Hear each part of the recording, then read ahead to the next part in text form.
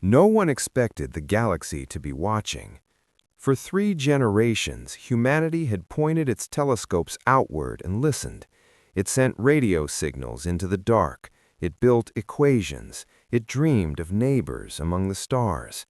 Scientists gave speeches about the peaceful nature of intelligent life. Politicians signed declarations about the shared destiny of all thinking beings. Children grew up believing that first contact would feel like a handshake. It did not feel like a handshake. The year was 2159. Earth's first faster-than-light vessel, the Ardent, was not a warship. It was not even particularly large. It carried 31 people, a small library of scientific instruments, and enough food for 18 months. Its hull was painted deep navy blue, and near the nose someone had stenciled a small white dove, the kind of hopeful gesture that looks wise in the planning room and naive in hindsight. Commander Yael Oduya stood at the forward viewport when the wormhole bloomed open. She was a quiet woman, compact and deliberate, with close-cut hair gone silver at the temples before she turned 40. She had spent 22 years in deep space survey work, mapping asteroid fields and charting gas giant moons. She had never fired a weapon in her life. She had volunteered for this mission with both hands raised. Beside her stood Lieutenant Erez Tall, her second in command. He was younger by a decade, lean, with quick, dark eyes that never quite stopped calculating. He had a habit of drumming his fingers on any flat surface when he was thinking, and right now his fingers were going fast. At the science station sat Dr. Noah Vance. She had written 4 books on xenolinguistics, the study of how non-human minds might construct language. She had spent 15 years building translation algorithms, in case this day ever came. When the wormhole opened, she was already at her console, fingers hovering, ready. The Ardent slipped through the shimmer of bent space and came out the other side. For 3 full seconds, no one spoke. Then the screens filled with data, and the silence broke. They had emerged inside a shipping lane. A vast industrial river of alien vessels moved in orderly columns ahead of them. Freighters wide as small moons, container ships stacked with glittering cargo, and between them small triangular fighters that darted and weaved like silver fish. Signal lights pulsed in rapid sequences along every hull. It was undeniably a language none of them knew. "How many contacts?" Yael asked, her voice perfectly level. Erez looked at his console. Too many to count cleanly. Hundreds, maybe more beyond sensor range. Noah was already running her translation filters over the signal patterns. "They see us. The pulse patterns just changed. Something upstream noticed we appeared from nowhere." Yael straightened. "Open a channel. Every frequency we have. Let's introduce ourselves." The message Noah sent was careful and simple. It identified their ship, their world, their purpose. It said that humans came without weapons drawn and without demands. It asked only for the chance to speak. The reply came fast, faster than Yael expected. The voice that filled the bridge sounded like gravel being dragged across metal, rhythmic, percussive, and deeply cold. The translation program that Noah had spent 15 years building rendered it into words that landed like stones. "Unregistered vessel. You have entered Votheen Dominion transit space without documentation or clearance. This corridor is sovereign territory. Identify your registration authority, state your cargo manifest, and prepare to receive a boarding party. Non-compliance will be treated as hostile entry." Commander Yael looked at Noah. Noah looked back with an expression that said she had heard the words correctly and wished she hadn't. "This is Commander Yael Oduya of the Earth vessel Ardent," Yael said, keeping her tone warm and measured. "We are explorers. We have no cargo, no territorial claim, and no hostile intent. We did not know this lane was restricted. We apologize for the intrusion and are happy to withdraw." A pause. Then the voice again, and this time there was something in its texture that might have been amusement. "Earth, a surface-bound designation. Cross-referenced, one inhabited planet, third orbit, outer spiral arm, Narankus. No registered trade presence, no recognized government by Dominion record, no standing in this corridor." Another pause.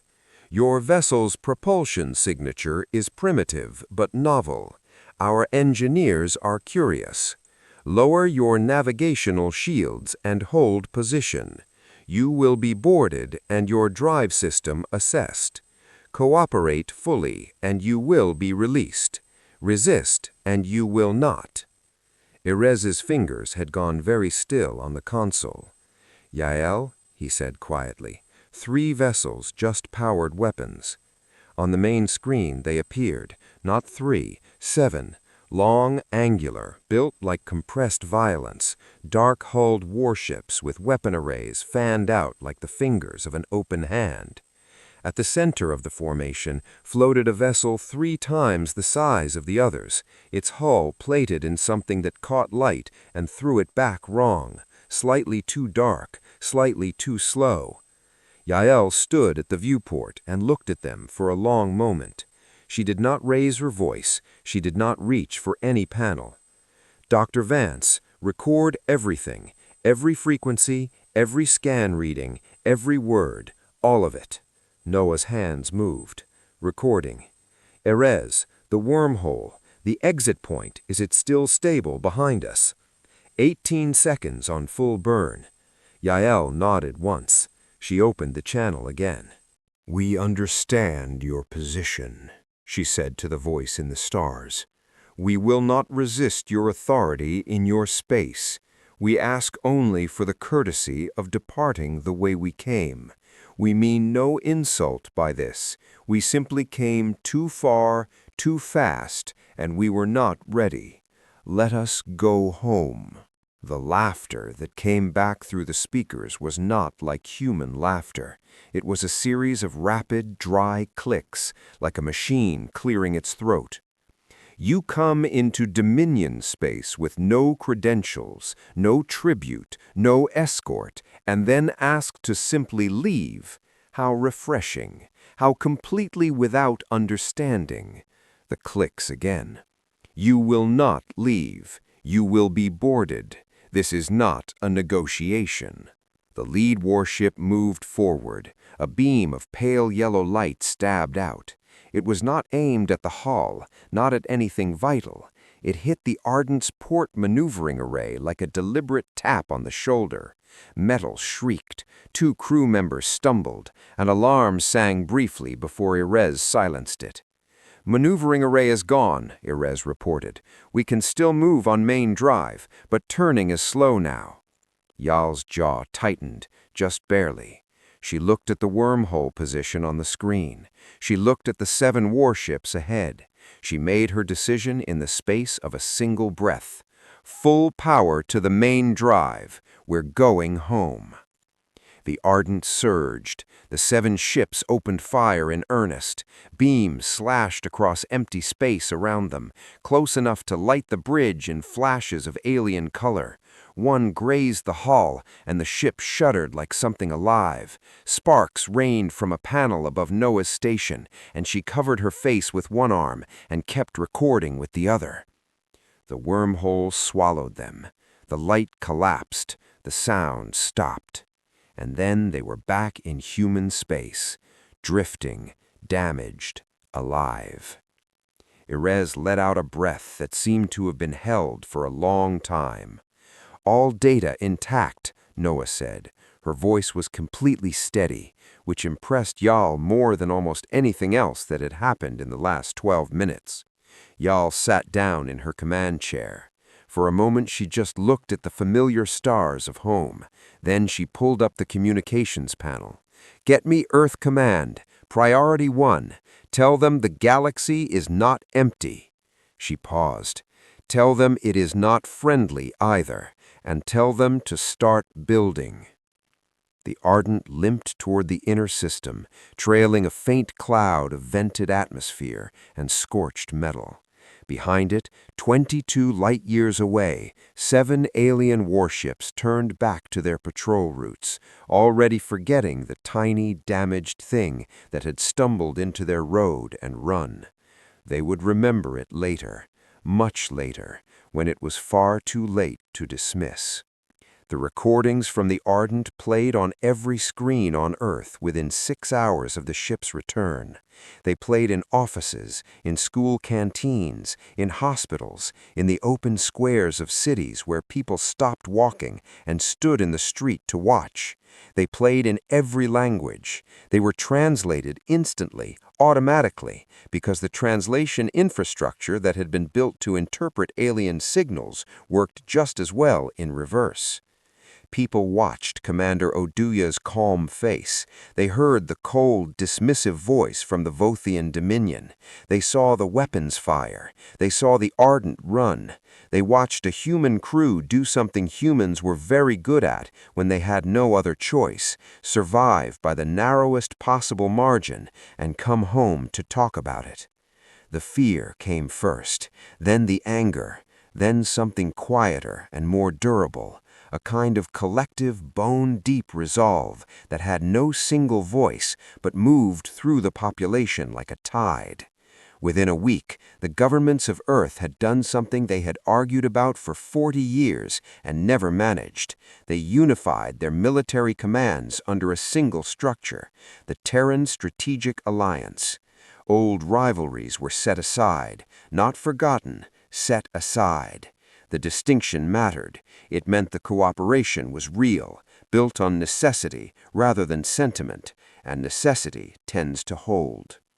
Money moved. Engineers were called. Scientists who spent decades on pure research found themselves in conversations with weapons designers and fleet architects and discovered, with mixed feelings, that their work was suddenly the most important thing on the planet. Rear Admiral Caius Ngoro ran the Alliance War Room. He was a broad-shouldered man from Lagos who had spent 30 years in naval command, first in Earth's ocean fleets and then in space. He had a face that showed very little of what he was thinking, which was useful in his line of work. He was also, by the assessment of everyone who had ever served under him, exactly the kind of person you wanted in charge when the odds were terrible and the options were few. He stood at the head of the operations table on a Tuesday morning, 18 months after the Ardent's return, and looked at the display showing Votheen scout activity in the outer system. "They've been past Neptune 3 times in the last 40 days, said the woman to his left. Her name was Priya Mehta. She was 34, with ink-stained fingers and the focused, slightly distant expression of someone whose mind was always running 2 problems ahead of the one being discussed. She was the lead engineer on what the Alliance called the Swarm Project, which was a name deliberately chosen to sound less threatening than what it actually was. "They're mapping us," Priya said, "counting ships, looking for defenses, standard behavior for a force preparing a large operation." "How large?" Caius asked. "Our best estimate is 12,000 vessels." She said it the way you say a thing you have checked 3 times because you hope the number will change.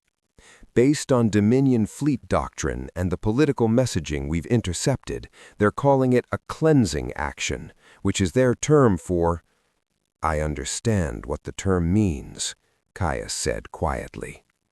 Noah Vance was at the far end of the table. She had been appointed the Alliance's chief xenological analyst, which meant she spent her days reading enemy communications and trying to understand how the Votheen thought. She looked up from her screen. "There's something else. The Dominion has been broadcasting to other species in this arm of the galaxy. The tone of the broadcasts has changed in the last 3 months. They're not just reporting a border incident anymore. They're framing it as a demonstration, showing other client species what happens to unauthorized newcomers. They want an audience, Ereztal said from across the room. He had been given command of a new vessel, the Shadow Line, a stealth frigate that was one of the first 12 ships to come out of the new lunar yards. He visited the war room when his ship was in dock. They want the lesson to be public, Noah confirmed, which means they will not accept a quiet outcome. They need to be seen winning. Caius looked at the display. 243 armed ships, newly built, most of them small by Votheen standards, but fast and hard to track, against 12,000. Numbers are not the whole picture, he said. No, Priya agreed. She pulled up a holographic diagram, a Votheen fleet formation, rendered in blue light above the table.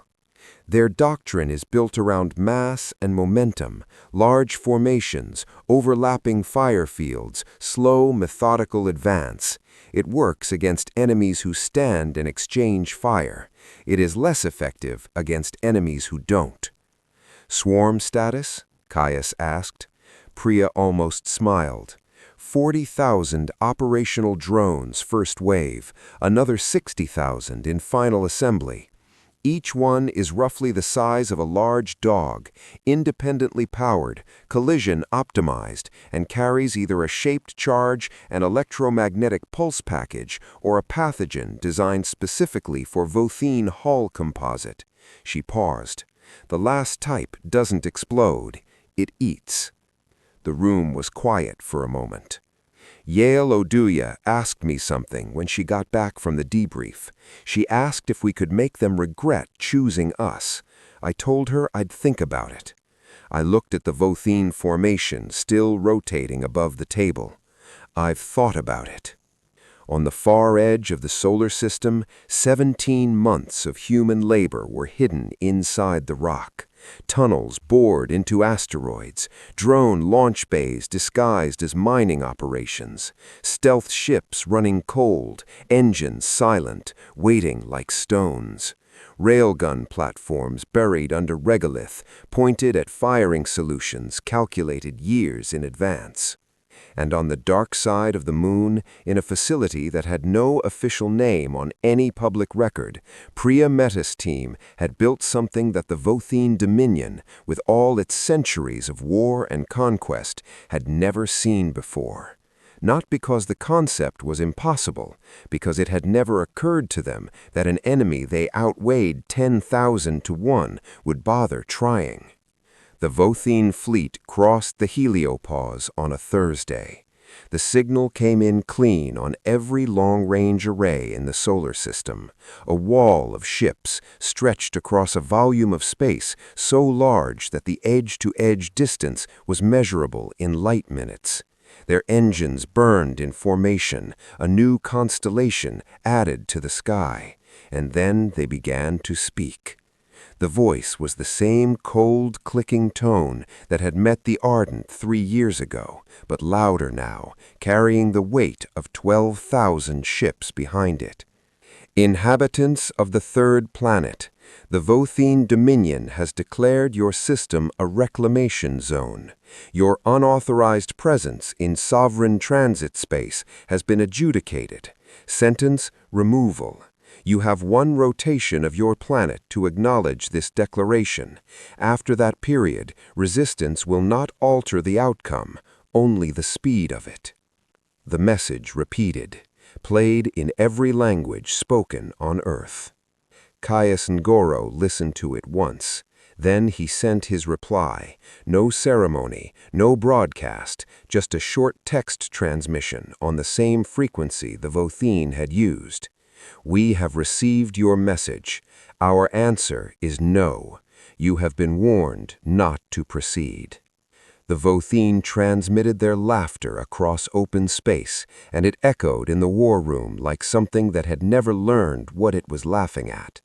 Caius turned to his fleet channel and spoke to every commander, every crew, every person in a ship or a bunker or a drone bay between here and the edge of the system. "They think we're afraid," he said. "Let them keep thinking that. The moment they stop believing it is the moment we've already won." The Votheen fleet advanced. The solar system waited. And deep in the asteroid belt, in the dark and the cold, 40,000 drones began to move. The Votheen fleet crossed Jupiter's orbit in tight formation, their ships layered in the hammer wedge pattern that had ended the resistance of 11 other species before humanity had ever left its own atmosphere. High Commander Retivar stood on the bridge of his flagship, the Absolute Meridian, and watched the tactical display with the calm of a man who had done this before. He was tall, even by Votheen standards, his carapace polished to a deep charcoal sheen, his compound eyes sweeping the display with practiced efficiency. Around him, his officers moved with the quiet confidence of a crew that had never lost. The Absolute Meridian had participated in 6 annexations.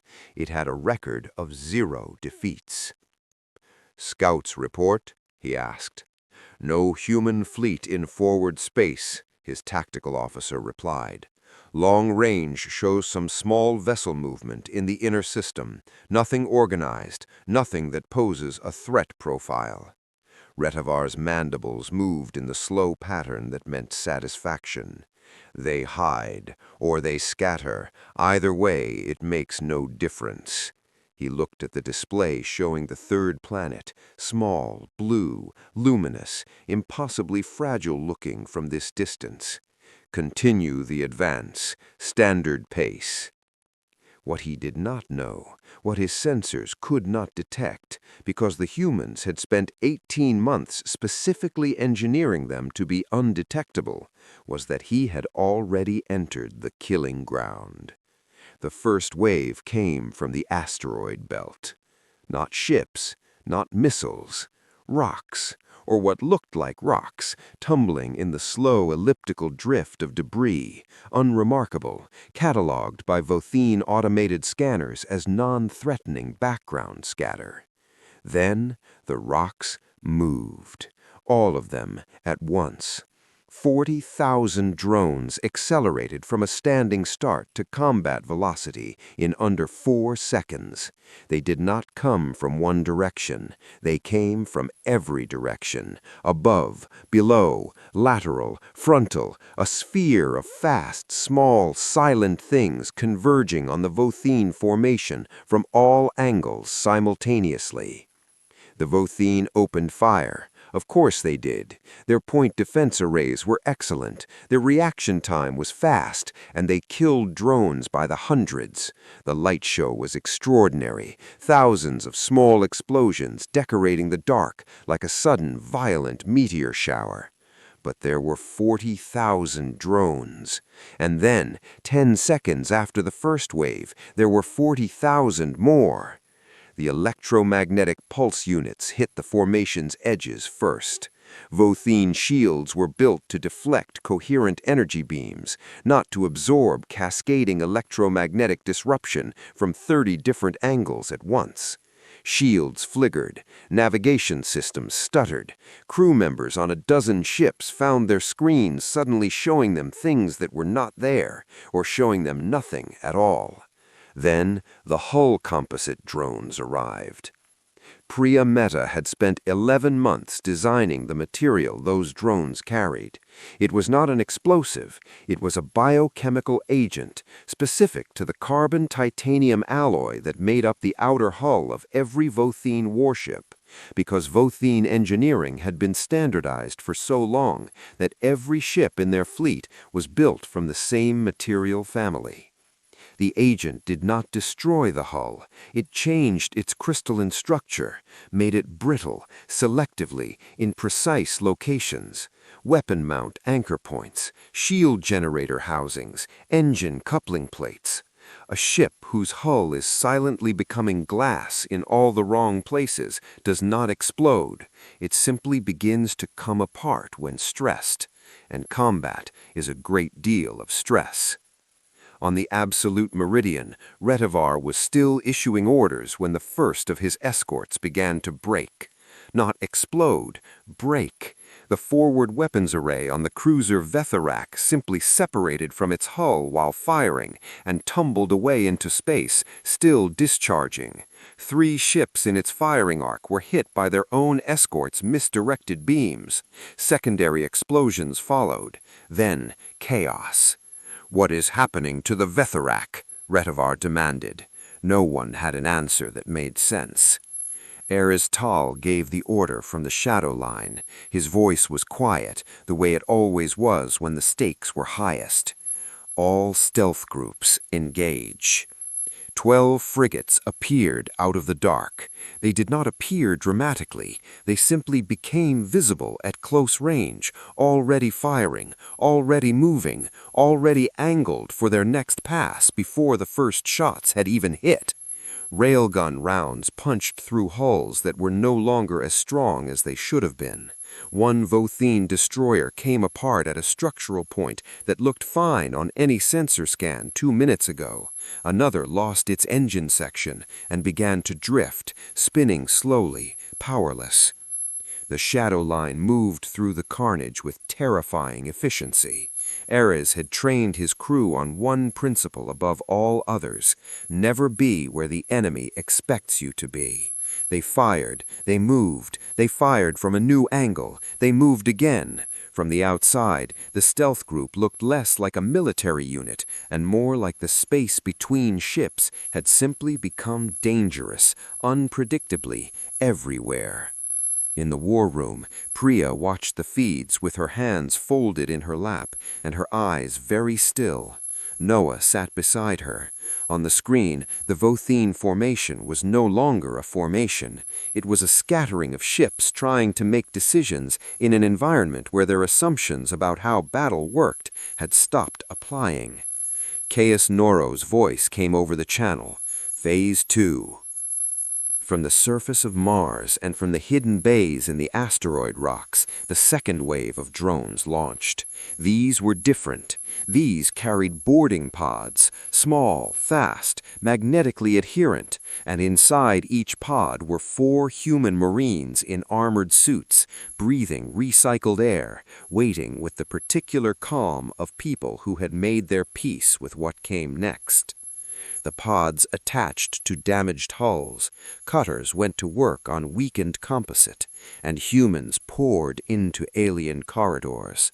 The Votheen were large. They were physically powerful, with claws designed for combat and reflexes honed by centuries of warfare.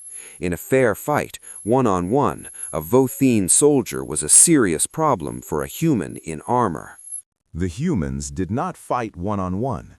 They fought in groups of 4, using communication systems the Votheen could not intercept, moving through corridors they had mapped from captured navigation data, targeting specific systems with specific tools. They did not try to hold territory. They went for power cores, weapons bays, and communications hubs. They moved, struck, and moved again. One team reached the engine room of the battleship Kashari. They planted charges on 3 coupling points and were back in their boarding pod before the first charge went off. The Kashari lost drive power and began to fall toward the inner system, too large to stop without engines, too damaged to restart them. On the absolute meridian, Retivar finally understood that the shape of this battle was not going to change in his favor. His losses were already severe. His formation was broken. His communications were intermittently jammed. His ships were fighting blind in patches, fighting each other by accident in others, and fighting humans who seemed to be everywhere and nowhere at the same time. He had one thought that cut through the rage and the confusion and the shock. We did not know what they were. He gave the order to fall back. It cost him the last of his pride to say it, and he said it anyway, because the other option was losing the entire fleet. The retreat was not clean. Humans followed, drones pursued, railgun platforms fired long-range shots at retreating hulls. More ships died on the way out than died standing still. By the time the absolute meridian crossed back beyond Jupiter's orbit, Retivar had lost more ships in one engagement than the Dominion had lost in its last 4 annexation campaigns combined. He looked at the damage reports for a long time. His claws were still. "How?" he asked, not to anyone in particular. His communications officer answered, "They do not fight the way we fight. They fight the way we would fight if we were afraid and had nothing to lose and had been thinking about it for a long time." Retivar closed his eyes. He thought about the small blue dot on the display. He thought about the Ardent, the tiny, underpowered ship that had stumbled into the transit lane 3 years ago and run from his patrol fleet. He had thought they ran because they were weak. He understood now what running had actually been. It had been patience. Back in the war room, when the Votheen formation crossed back beyond the sensor line, Caius and Goro stood at the display for a long moment without speaking. The room was quiet. People had tears on their faces in some cases, in others just exhaustion, in many both. They had lost ships, good people. The names would be read. The losses were real and would stay real. But the Votheen Dominion, which had crossed into the solar system with 12,000 ships and the certainty of a species that had never once been surprised, was retreating, damaged, confused, half its forward force gone. Yale Oduya, who was standing near the back of the room, said nothing. She just looked at the display, where the red markers of the Votheen fleet were pulling back, and she thought about the little white dove on the nose of the Ardent, and wondered if it was still there under all the scorch marks. Caius spoke to the fleet channel one more time. His voice was level, just the facts. "We were here," he said. "They went home smaller. That is all." It was enough.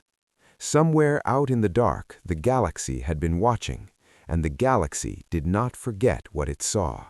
The Votheen survivors gathered in the Nexel Drift, a quiet system 4 light-years from the edge of human-claimed space.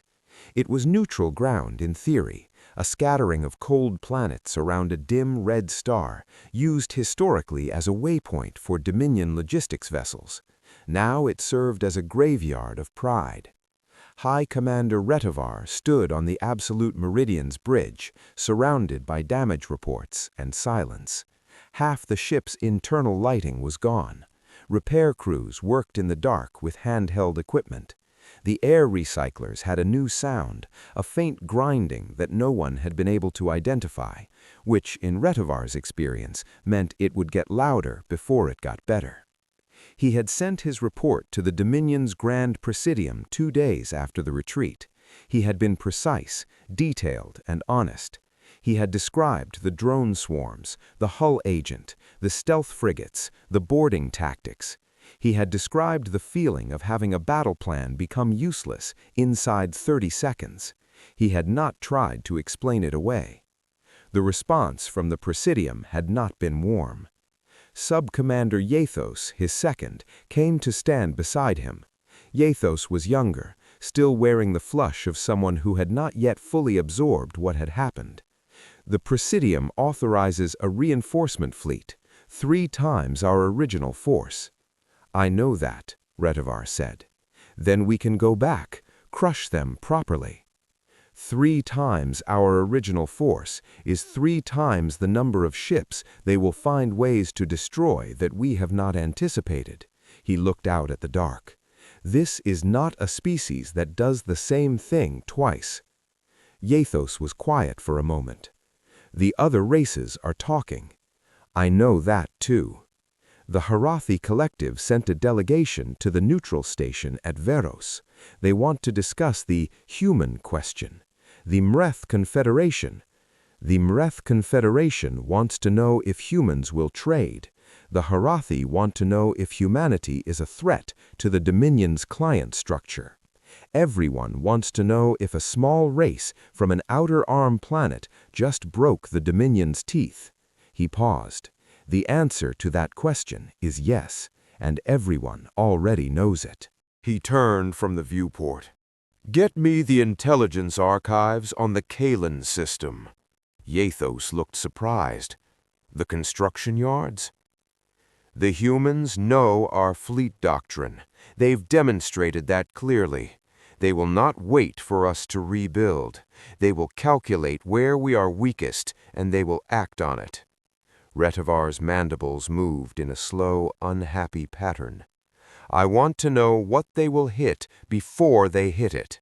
Not so we can stop them, so I can have an argument ready when the Presidium tells me what I already know they are going to say. He was right, as it turned out, about all of it. In the Terran Alliance war room, the conversation happened almost exactly the way he had predicted, in the way that smart opponents will sometimes arrive at the same analysis from opposite ends. Caius Angoro spread his hands over the tactical display. They will rebuild 3 times, 4 times the force. We cannot sustain a purely defensive posture indefinitely. At some point, mass wins. Unless they fear the cost, Yale Oduya said. She was at the table now, given a formal advisory role since her return. She had a particular quality in meetings. She did not speak often, but when she did, the room recalibrated around her. The Kalan yards, Priya said, pulling up the data she had been compiling for 3 weeks. She placed a hologram above the table, an enormous ring structure orbiting an asteroid, dry docks like fingers stretching outward, half-finished warships hanging in construction cradles like metal seeds. This facility produces roughly 40% of Dominion warship tonnage. If it stops working, their timeline to rebuild extends from years to decades. Noah was looking at her screen. The navigation data we recovered from the Nexel drift salvage gives us a wormhole entry point within 1 light minute of the system. If we move fast and run quiet, we can be there before anyone thinks to look. How many ships? Caius asked. 12, Erez Tal said from the doorway. He had that look he got, quiet, already thinking forward. 12 is enough to do the job. Any more, and we lose stealth. Any fewer, and we don't have the firepower for the defense platforms. Caius looked around the table. I want to be clear about something. We are talking about striking deep into the heart of a civilization that has never been touched on its home side. That is a line we cannot uncross. They crossed lines first, Priya said. Yes, and I want us to know what we're doing anyway. He looked at each of them in turn. We're not doing this to conquer. We're not doing this for territory. We're doing this to make the cost of continuing this war higher than the cost of ending it. We go in, we destroy the capacity to build the weapons that will come for us, and we leave. No prisoners taken, no territory claimed, nothing kept. He looked at Yale. You'll go? Yes, she said, without hesitation. Erez commands the stealth element. Priya, your technical support. Noah, I want you on translation. If there's any chance of a message being heard, it has to be in words they understand exactly. The task force slipped out of Earth's system on a night with no ceremony.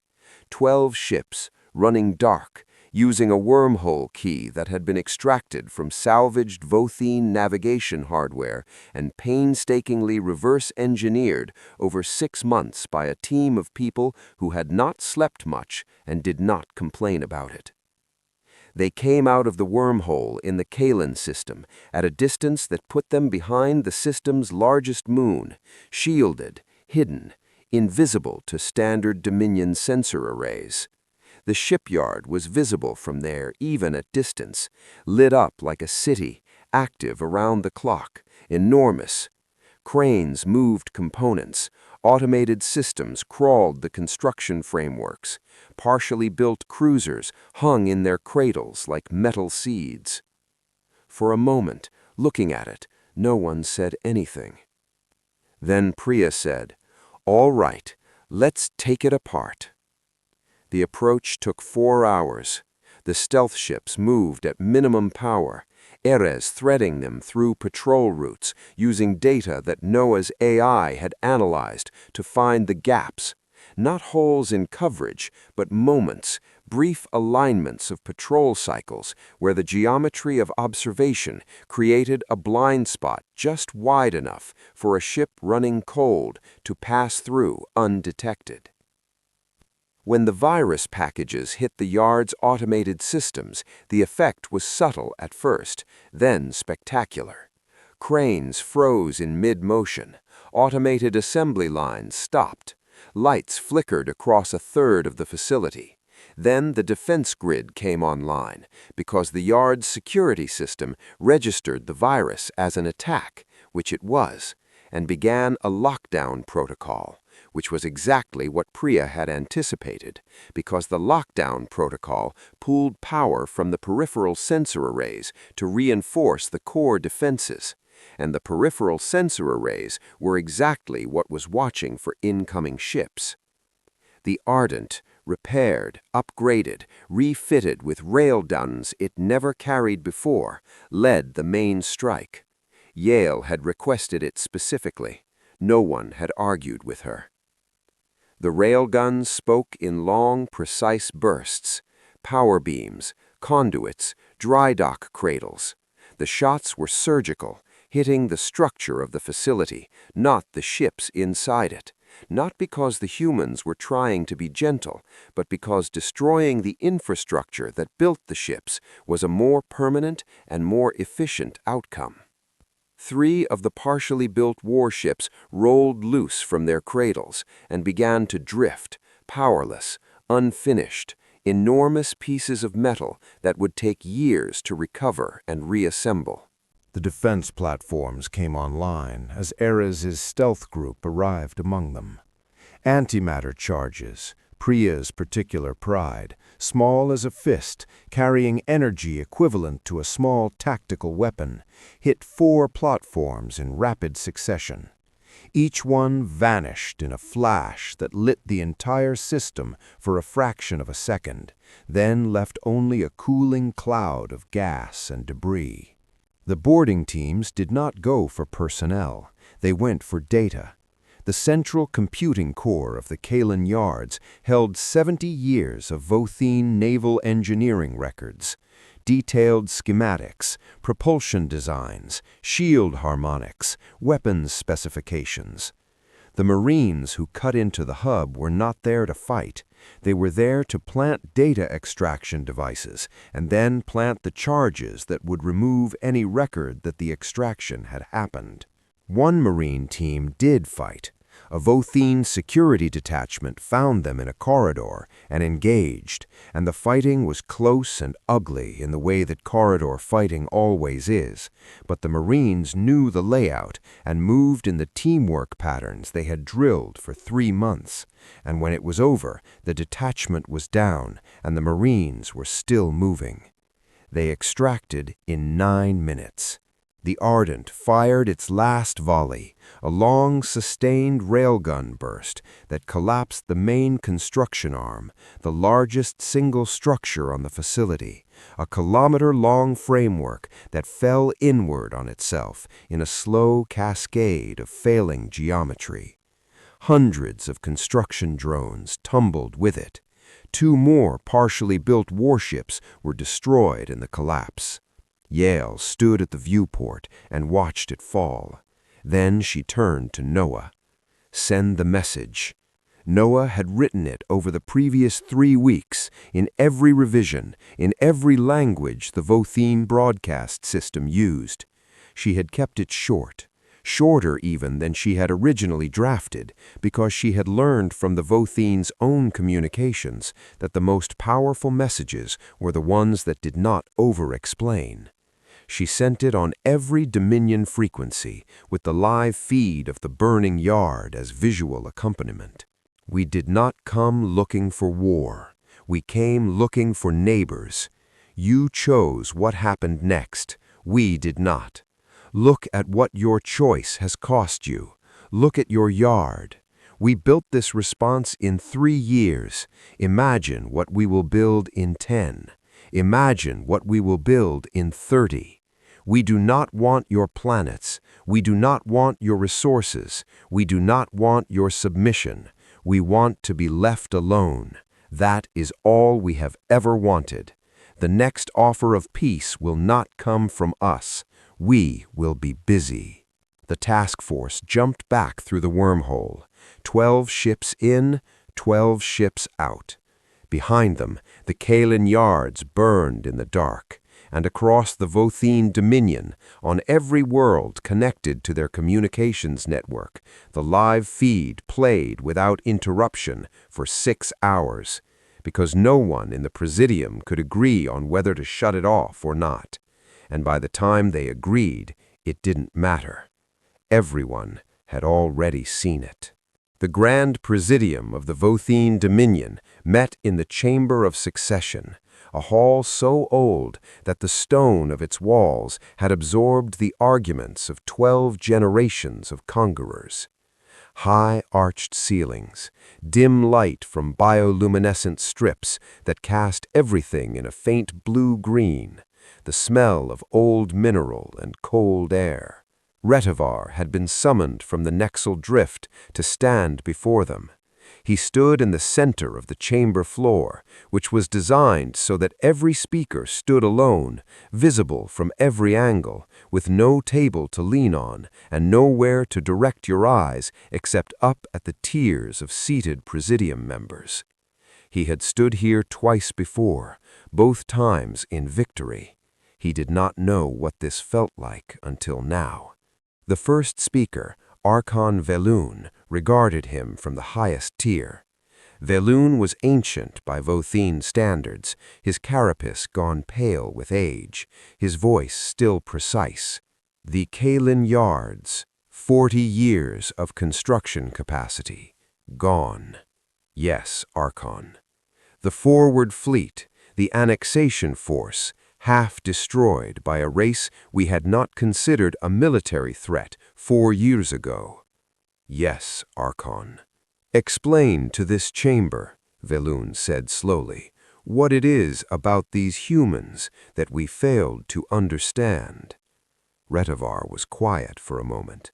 He thought about how to say it in a way that was true and also survivable. We failed to understand, he said, that the traits we identified as weaknesses were not weaknesses. They communicate information about each other across every level. They do not have ranks that refuse to share data. They modify their tactics continuously, in real time, without waiting for authorization. They accept failure as a source of information rather than a source of shame. They build tools specifically designed for the enemy in front of them, not for the enemy they have beaten before. He paused. And they do not fight to win. They fight to make the cost of fighting them exceed the value of the outcome. The chamber was quiet. They destroyed the Kalan yards with 12 ships, one of the junior council members said. His voice carried disbelief that had not quite become respect. Yes. They left nothing behind, took no prizes, made no territorial demands. They sent a message, Retivar said. They are consistent about that. Every action they have taken has been accompanied by a message saying the same thing. We do not want conquest. We want to be left alone. They mean it. I have studied every communication they have produced since the Ardent entered our transit lane. There is no evidence of imperial ambition. There is considerable evidence of a species that has decided clearly and permanently what it will defend and what it will not cross. And if we send the reserve fleet, 40,000 ships, Velun asked, then they will find something in 40,000 ships that they can exploit. That is what they do. We give them a problem, they solve it in a way we have not imagined, and then that solution exists permanently, available for every future use. He looked up at the Archon. We have been treating this as a military question. I think it is actually a different kind of question. What kind? The kind that does not have a military answer. The chamber argued for 3 days. Some Presidium members wanted overwhelming force, wanted the example made, wanted the client races to see the Dominion's power reasserted. Others read the same message Retivar had read from the raid on Kalen. They looked at the mathematics of a species that had gone from one exploratory vessel to a force capable of striking the Dominion's interior in 3 years under existential pressure. On the 4th day, the Archon sent a transmission. It was addressed to the Terran Strategic Alliance. It was encoded in the translation matrix that Noah Vance had spent 15 years building, and it arrived in perfect human language. It proposed a meeting, neutral ground, no weapons within a specified radius, equal delegations, agenda item, cessation of hostilities, pending negotiated terms. Caius Nagaro read it in the war room with the same expression he gave everything, carefully, completely, without performance. Then he passed it to Yael. She read it. She handed it back. "Do we trust it?" someone asked. "We don't have to trust it," she said. "We just have to go prepared." The meeting station was a decommissioned trade platform orbiting a gas giant in a system claimed by neither side. An old place with old walls and a floor that had been walked by a dozen species over 3 centuries. It smelled faintly of something that had no human equivalent, a mineral warmth. The Votheen delegation arrived first. Retivar led it. He had chosen to come himself, which was a signal Noah had analyzed for 2 days before concluding it was genuine. A warrior choosing to be present at a peace discussion was not a standard Votheen political move. It meant he had argued for it internally and won. The human team arrived second, Yael at the front, Caius beside her, Noah, Priya, Irez. They walked in without ceremony, found their seats, and waited. Retivar looked at Yael across the table. He had read every report on her. He knew her record. He knew she was the one to send the first message, the peaceful one, before everything went wrong. "You came through our corridor," he said, without knowing what it was. "We didn't know it was yours," she said. "We didn't know anyone's was. You were warned off." "We were fired on," she said, gently, not accusingly. "There's a difference." He held her eyes for a moment. "Yes," he said finally, "there is." The talks lasted 4 days. They were hard. Trust was thin, and both sides knew it, and both sides negotiated accordingly, carefully, specifically, with every agreement defined in terms that left less room for interpretation than either side was fully comfortable with. That, in the end, was a sign that it was real. A demilitarized corridor around the solar system, a communication protocol that required response within a defined window, a trial period for limited, regulated trade, nothing strategic, nothing dual use, just goods, just exchange. and a clause, on Noah's insistence, that established a joint academic exchange, xenolinguists from both sides working together on a shared translation archive. "Knowledge," Retivar said, when that last clause was read aloud. "You want to share knowledge with us?" "We've always wanted to share knowledge. That's the whole reason we went through the wormhole in the first place." He looked at her for a long time. His mandibles moved, slowly, in a pattern that she had learned over 4 days of observation was the Votheen equivalent of someone choosing their words very carefully. "We thought you were simple," he said. "We looked at your world and saw a single small planet with no space presence, no registered standing, no empire. We thought simplicity meant weakness." "It's a common mistake," Noah said. "Yes," he said, "it appears to be." The papers were signed. Both delegations left. Ships turned for home. On Earth, the news spread without the fanfare that the war bulletins had carried. People learned about it in the morning, over breakfast, the way you learn about things that have taken a long time to arrive, with a strange, quiet gratitude that left no room for noise. Yael Oduya stood on the bridge of the Ardent in high Earth orbit and looked at the planet below. The oceans, the clouds, the dark on the night side, scattered with the lights of cities filled with people who had been afraid for 3 years and were not finished being afraid yet, but were beginning, slowly, to breathe again. Erez came to stand beside her. He looked at the planet for a while without saying anything, which was unusual enough for him that she noticed. "Think it holds?" he asked.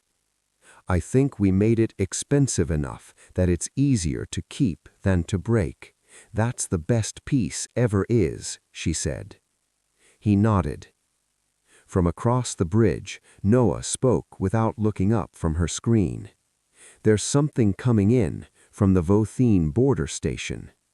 Yael turned. "What kind of something?" "A package." Noah frowned at her screen, then her expression changed. "It's a data archive. Old, very old. Star maps, navigation records going back centuries, routes and destinations from species that the Dominion absorbed so long ago that some of them aren't in any public record." She looked up. "And a note." She read it aloud, short, in careful, slightly formal human language. "These records belong to the galaxy, not to any empire. We kept them too long. Perhaps you will use them better. The stars are larger than either of our disputes." Yael looked at the data package on screen. Centuries of lost navigation, roads between stars that no living person knew existed, entire civilizations' worth of where they had been and where they were going. She thought about the white dove on the nose of the Ardent. She thought about a voice saying, "Earth, that small blue rock?" She thought about everything that had been built and lost and rebuilt in the years between that moment and this one. "Log it," she said, "all of it, and make it open source. Anyone who wants it can have it." She turned back to the viewport. Below her, Earth turned in the light of its sun, small and blue and extraordinarily stubborn, orbiting a star in the outer arm of a galaxy that had spent 3 years learning something it would not easily forget. Not every species that underestimated humanity got the chance to revise its opinion. The Votheen had. That night, Caius Nagaro went home for the first time in 11 months. He sat in a chair on his back porch in Lagos and looked up at the stars. His daughter came out and sat beside him. She was 9 years old and had spent the last 3 years being told, in age-appropriate ways, that the scary things on the news were being handled. She looked at the stars with him for a while. "Are they still out there?" she asked. "Yes," he said. "Are they going to come back?" He thought about Retivar's face at the table. He thought about the data package with the centuries-old story maps. He thought about Noah's translation archive building slowly toward something that looked at an angle almost like understanding. "Maybe," he said, "but not the same way." She thought about this. Did we win? He looked at the stars, all of them, the ones that held ships and worlds and civilizations and arguments and fears and, somewhere, something that sent a package of ancient maps and called it a gift. We're still here, and they know what that means now. She seemed satisfied with this. They sat together in the warm night, father and daughter, under a sky that was wider than it had ever been, and full of things that were no longer entirely unknown. Somewhere out beyond the border, in a high chamber on a distant world, Retivar stood at a window and looked at the same stars. He thought about a small ship appearing without warning in a transit lane. He thought about the message that played across every Votheen world from the ruins of the Kalan yards. He thought, "We do not want your submission, we want to be left alone." He had laughed at that once, the first time he heard it. He knew better now. He knew that sometimes the most dangerous thing in the galaxy is a species that genuinely means it.